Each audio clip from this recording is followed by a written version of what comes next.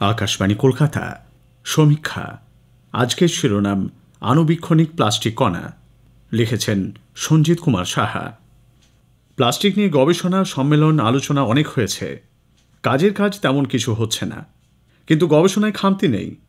সম্প্রতি আমেরিকার একদল গবেষক বিজ্ঞানী আণুবীক্ষণিক প্লাস্টিক কণা মানুষের শরীরে কি মারাত্মক প্রভাব ফেলছে ও অদূর ভবিষ্যতে তার কি ভয়াবহ রূপ হতে পারে সে সম্পর্কে যে আলোকপাত করেছেন তা রীতিমতো আশঙ্কার ও উদ্বেগের। কারণ হিসেবে স্পষ্ট বলা হয়েছে, একবার ব্যবহারযোগ্য প্লাস্টিককে যেভাবে যেখানে সেখানে ছুঁড়ে ফেলে দেওয়া হয় তা যে শুধু নালা নর্দমা আটকে জলনিকাশি ব্যবস্থাকেই বিপর্যস্ত করে তোলে তাই নয়, জলে বাতাসে মিশে অতি ক্ষুদ্র ক্ষুদ্র কণা হয়ে সেসব খাদ্যবস্তুতেও চলে যাচ্ছে, যার মারাত্মক প্রভাব পড়ছে মানব শরীরে। প্লাস্টিক বর্জ্যের সবচেয়ে ক্ষতিকর দিক হল আণুবীক্ষণিক প্লাস্টিক কণা, যা খালি চোখে দেখা যায় না। এই কণাগুলি দ্রুত মিশে যায় জলে ও খাদ্যচক্রে। এর ফলে ক্যান্সারের মতো মারণ রোগে আক্রান্ত হওয়া অস্বাভাবিক নয়। এছাড়া চোখ, কান, নাক, গলারও সমস্যা হতে পারে। অ্যালঝাইমার্স, ডিমেনশিয়া ও পার্কিনসন্সের মতো স্নায়ু রোগও। আগে যেমন মূলত বয়স্ক লোকের ক্ষেত্রেই এইসব রোগ দেখা যেত, এখন কিন্তু তা নয়, কম বয়সীদের মধ্যেও দেখা যাচ্ছে বিস্মরণ রোগ।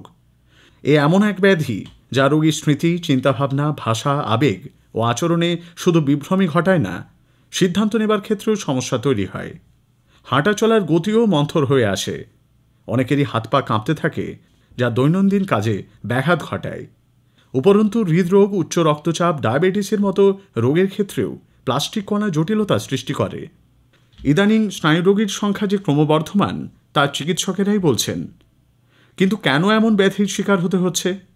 গবেষকরা মনে করছেন এজন্য অনেকাংশেই দায়ী প্লাস্টিক। আণুবীক্ষণিক প্লাস্টিকে যে প্রোটিন পাওয়া যায় তা অ্যালফা সিনুক্লেন। জল ও খাদ্যের মাধ্যমে তা সরাসরি রক্তে মিশে মস্তিষ্ক এবং স্নায়ুতন্ত্রের ক্ষতি করতে শুরু করে। বছর কয়েক আগে এনভায়রনমেন্ট জার্নালের এক প্রতিবেদন থেকেও জানা গিয়েছে, নেদারল্যান্ডসের ভ্রিজ বিশ্ববিদ্যালয়ের গবেষণায় 22 জনের রক্ত পরীক্ষায় 17 জনের শরীরে দেখা যায় আণুবীক্ষণিক প্লাস্টিক কণা। আবার নিউক্যাসল বিশ্ববিদ্যালয়ের আরেকটি গবেষণাতেও মানুষের মল পরীক্ষা করে আণুবীক্ষণিক প্লাস্টিক কণা পাওয়া গেছে।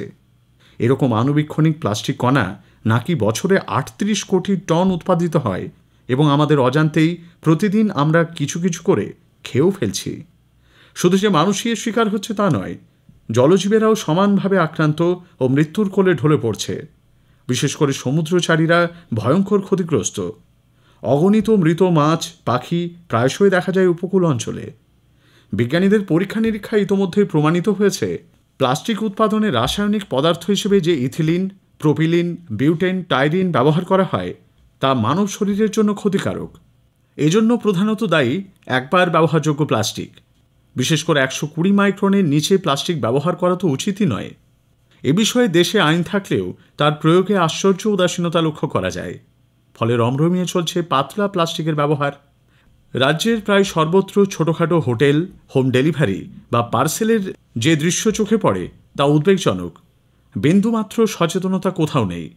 ভাত, ডাল, তরকারি, ঝোল, চাটনি, দই সবকিছুই ছোট বড় নানা আকারের পাতলা প্লাস্টিকে ভরে দেওয়া চলছে। এছাড়াও চামচ, বাটি, থালা, গেলাস, প্যাকেটের চানাচুর, লজেন্স সহ নানা দ্রব্যে প্লাস্টিকের ব্যবহার চলছেই। গবেষকরা জানিয়েছেন, এইসব প্লাস্টিক দ্রব্য থেকেই আণুবীক্ষণিক প্লাস্টিক কণা দ্রুত আমাদের শরীরে প্রবেশ করে বিপত্তি ঘটাচ্ছে।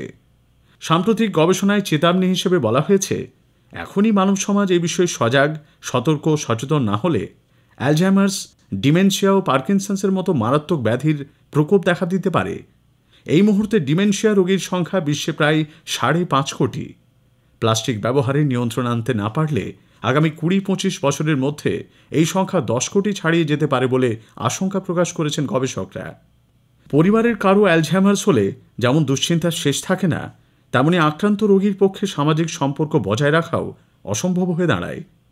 গবেষকরা দেখেছেন, নিউরনের আশেপাশে এলাকার প্রোটিন আর প্লাস্টিকের মধ্যে নিবিড় বন্ধন তৈরি হয়। ফলে আশঙ্কা বাড়ে পার্কিনসন্স ও ডিমেনশিয়ার। অতএব সাধু সাবধান। সমীক্ষা শেষ হল। এটি লিখেছেন সঞ্জিত কুমার সাহা।